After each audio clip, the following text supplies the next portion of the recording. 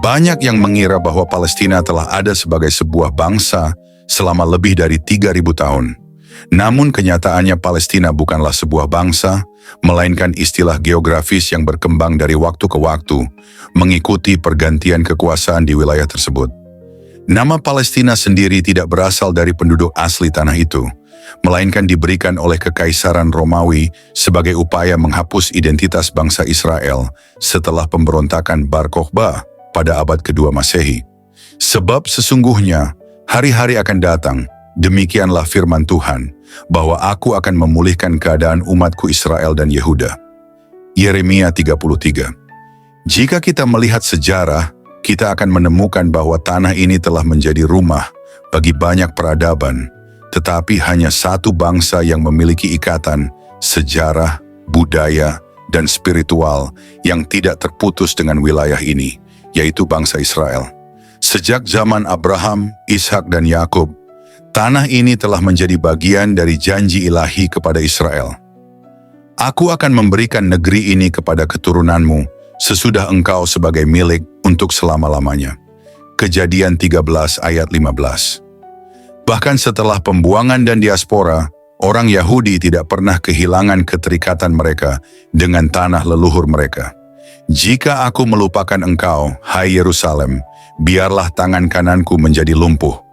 Mazmur 137 ayat 5. Di sisi lain, kelompok yang sekarang disebut sebagai bangsa Palestina tidak memiliki identitas nasional yang jelas sebelum abad ke-20. Sebagian besar dari mereka berasal dari suku-suku Arab yang bermigrasi ke tanah tersebut pada masa kekhalifahan Islam, Kekaisaran Ottoman, dan kolonialisme Inggris. Tidak ada sejarah yang mencatat keberadaan sebuah negara Palestina yang berdaulat sebelum pertengahan abad ke-20. Justru tanah yang mereka klaim saat ini adalah tanah yang sejak dahulu telah diberikan kepada Israel oleh Tuhan sendiri dan ditegaskan dalam berbagai catatan sejarah, baik dari Alkitab maupun dokumen-dokumen kuno lainnya. Sebab Tuhan akan menebus Yakub dan akan membebaskannya dari tangan orang yang lebih kuat dari dia. Yeremia 31 ayat 11. Pada zaman modern, istilah Palestina mulai digunakan oleh gerakan politik tertentu, terutama setelah Perang Arab-Israel tahun 1948. Organisasi Pembebasan Palestina, PLO, yang didirikan pada tahun 1964, memainkan peran besar dalam membangun identitas Palestina sebagai alat perjuangan politik melawan Israel. Seiring berjalannya waktu, Hamas, kelompok militan yang lahir pada tahun 1987 dengan ideologi jihad, mulai mendominasi wilayah Gaza setelah mengusir Fatah dalam pertempuran brutal tahun 2007. Sejak saat itu, Hamas mengendalikan Gaza dengan tangan besi, menggunakan daerah itu sebagai basis serangan terhadap Israel. Gaza, yang kini disebut sebagai bagian dari Palestina, sebenarnya dikuasai oleh kelompok teroris yang menggunakan penduduknya sebagai tameng manusia dalam konflik melawan Israel. Dunia mungkin menyebutnya sebagai perjuangan kemerdekaan, tetapi dalam kenyataannya, Hamas dan sekutunya seperti Houthi di Yaman menggunakan nama Palestina untuk menyebarkan kekerasan dan ideologi jihad yang bertentangan dengan kehendak Tuhan. Narasi modern yang menyebut Palestina sebagai bangsa yang berhak atas tanah Israel adalah distorsi sejarah. Istilah Palestina awalnya hanya merujuk pada wilayah, bukan suatu bangsa dengan identitas sendiri. Bahkan sebelum pertengahan abad ke-20, orang Yahudi yang tinggal di sana juga disebut sebagai orang Palestina dalam dokumen resmi Mandat Britania. Narasi yang berkembang di dunia saat ini telah dibelokkan untuk menyesuaikan kepentingan politik tertentu. Palestina seringkali dipresentasikan sebagai korban yang kehilangan tanahnya. Padahal faktanya mereka adalah kelompok yang menempati tanah yang bukan milik mereka. Sejarah Palestina adalah sejarah yang penuh manipulasi dan distorsi.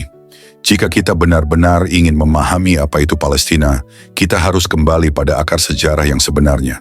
Palestina bukanlah bangsa, bukanlah negara yang telah ada sejak lama, melainkan sebuah konsep politik yang digunakan untuk melawan eksistensi Israel. Maka Tuhan berfirman kepada Abram, Ketahuilah dengan sesungguhnya bahwa keturunanmu akan menjadi orang asing dalam suatu negeri yang bukan kepunyaan mereka, dan bahwa mereka akan diperbudak dan dianiaya 400 tahun lamanya. Tetapi bangsa yang akan memperbudak mereka akan kuhukum, dan sesudah itu mereka akan keluar dengan banyak harta benda. Kejadian 15 ayat 13 dan 14. Tanah ini adalah milik bangsa Israel sejak dahulu, sekarang dan selamanya, sesuai dengan perjanjian kekal yang Tuhan buat dengan umatnya. Aku telah memberikan kepadamu suatu negeri yang tidak kau usahakan, dan kota-kota yang tidak kau dirikan, dan kamu diam di dalamnya. Kebun-kebun anggur dan kebun-kebun zaitun yang tidak kamu tanami, kamu makan hasilnya. Yosua 24 ayat 13.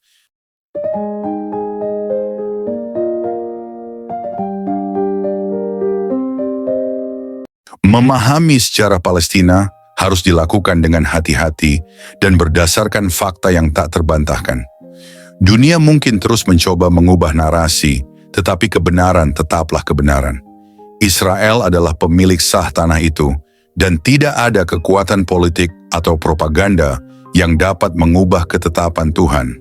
Sebab Tuhan akan menyatakan dirinya di Sion dan memulihkan Yerusalem di hadapan semua bangsa. Mazmur 102 ayat 16. Dunia sedang berada dalam kegelapan.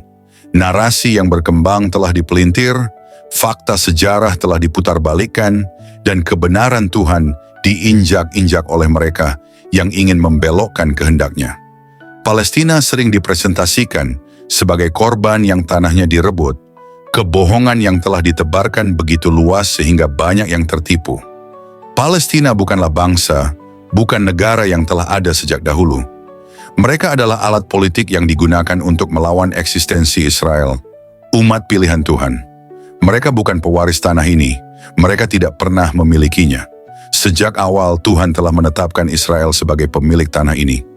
Bukan karena usaha mereka sendiri, tetapi karena perjanjian kekal yang Tuhan tetapkan dengan nenek moyang mereka. Tidak ada bangsa, tidak ada kekuatan, tidak ada propaganda yang bisa mengubah fakta ini.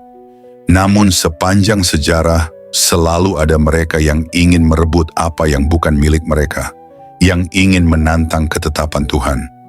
Lihatlah bagaimana sejarah telah dimanipulasi. Palestina dipoles seolah-olah mereka bangsa tertindas, sementara Israel digambarkan sebagai penjajah. Tetapi apa yang dikatakan firman Tuhan? Maka Tuhan berfirman kepada Abram, "Ketahuilah dengan sesungguhnya bahwa keturunanmu akan menjadi orang asing dalam suatu negeri yang bukan kepunyaan mereka, dan bahwa mereka akan diperbudak dan dianiaya 400 tahun lamanya. Tetapi bangsa yang akan memperbudak mereka akan kuhukum, dan sesudah itu mereka akan keluar dengan banyak harta benda." Kejadian 15 ayat 13 dan 14. Tuhan sudah berbicara. Dia telah menetapkan tanah ini sebagai milik Israel. Tidak ada resolusi PBB, tidak ada konferensi perdamaian, tidak ada tekanan dunia yang bisa membatalkan ketetapannya. Mereka yang menentang Israel, sesungguhnya mereka sedang menentang Tuhan. Sungguh suatu kebodohan yang luar biasa. Aku telah memberikan kepadamu suatu negeri yang tidak kau usahakan, dan kota-kota yang tidak kau dirikan, dan kamu diam di dalamnya. Kebun-kebun anggur dan kebun-kebun zaitun yang tidak kamu tanami, kamu makan hasilnya. Yosua 24 ayat 13. Dunia boleh mengguncang Israel, tetapi tidak ada yang bisa menggoyahkan janji Tuhan. Mereka boleh menyebarkan kebohongan, tetapi kebenaran Tuhan akan tetap bersinar. Mereka boleh berusaha menghapus Israel dari peta, tetapi tangan Tuhan yang perkasa akan melindungi umatnya. Sebab Tuhan akan menyatakan dirinya di Sion dan memulihkan Yerusalem di hadapan semua bangsa. Mazmur 102 ayat 16. Bangkitlah umat Tuhan, jangan diam saat kebenaran diinjak-injak. Berdirilah di pihak Tuhan, bersuaralah bagi Israel. Dunia boleh membenci mereka, tetapi kita tahu siapa yang membela mereka. Tuhan sendiri yang akan berperang bagi Israel, dan tidak ada yang bisa melawannya.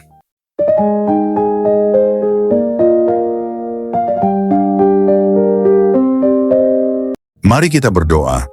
Kami bersyukur Tuhan Yesus, bersyukur kepadamu, Bapa, oleh karena firman-Mu yang sudah kami dengar pada saat ini. Dalam pergumulan kami, kesusahan, penderitaan, dan keadaan apapun yang kami alami, kami sungguh yakin dan percaya bahwa Engkau, Tuhan, sanggup menyelesaikan semuanya bagi kami. Kami datang kepadamu dengan segala kekuatan dan kelemahan kami, menyerahkan semuanya kepadamu, karena kami percaya Engkau berdaulat. Engkau punya otoritas untuk menolong kami, membela kami, dan menyelesaikan segala sesuatu bagi kami. Engkau adalah Bapa yang baik, yang selalu memperhatikan anak-anak-Mu.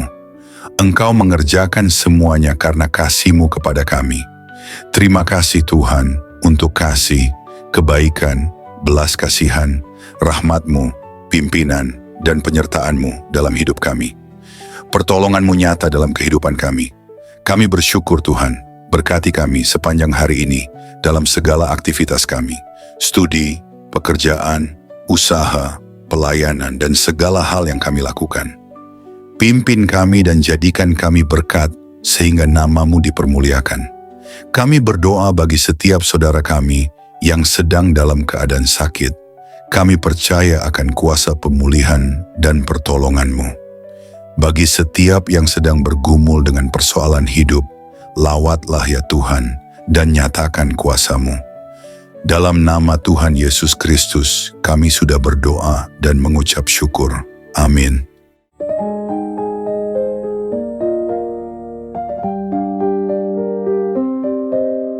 Puji Tuhan, saudara yang dikasihi oleh Tuhan, saya percaya bahwa firman Tuhan selalu menjadi berkat, kekuatan, dan penghiburan bagi setiap kita. Dalam setiap perjalanan hidup, kita mungkin menghadapi berbagai tantangan, pergumulan, dan ujian, tetapi firman Tuhan selalu memberikan jawaban, pengharapan, dan kekuatan yang baru. Roh Kudus yang telah diberikan kepada kita akan selalu menolong dan membimbing kita untuk semakin memahami kebenaran firman Tuhan. Dia akan menerangi hati dan pikiran kita agar kita dapat hidup sesuai dengan kehendak-Nya, berjalan dalam terang-Nya, dan mengalami kehidupan yang penuh dengan kasih karunia serta kemenangan di dalam Yesus Kristus. Jangan pernah takut atau khawatir, sebab Tuhan selalu beserta kita. Dia yang memegang kendali atas segala sesuatu, dan janji-Nya adalah ya dan amin. Percayalah bahwa setiap langkah hidup kita telah dirancang untuk membawa kita kepada rencana-Nya yang indah. Pegang teguh firman-Nya, berdoalah dengan iman, dan hiduplah dalam ketaatan kepada-Nya, maka kita akan melihat kemuliaan Tuhan dinyatakan dalam hidup kita. Tuhan Yesus memberkati saudara semua. Teruslah bertumbuh dalam iman, kasih, dan pengharapan di dalam Kristus. Sampai jumpa dalam renungan berikutnya. Kiranya damai sejahtera Tuhan senantiasa menyertai kita semua.